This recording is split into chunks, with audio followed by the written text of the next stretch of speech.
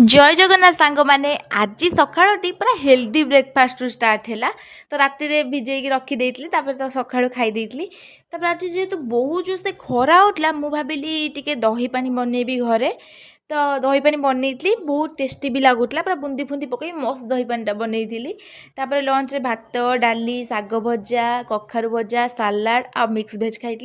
तापर पुणी 4टा बेले मत माने फ्रिज रही जाइला केकटा तो से केक को खाई देइतली सकाळे एते जोर से खरा होला पुणी 4टा बेले को बहुत जोर से वर्षा होला सेति आम घरे पकुड़ी बना तो मु पढ़िला बेले मई पकुड़ी बनी देइतला तो मु पकुड़ी खाईदेली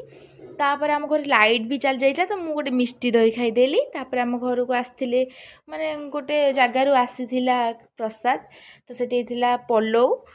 डाली थिला जेहेतु मु डाली खाए ना मु पलौ साग मुग पोटल रस आ खट्टा खाई देइतली तापर राति रे मेडिसिन खाई सही पटली रहूची बाय।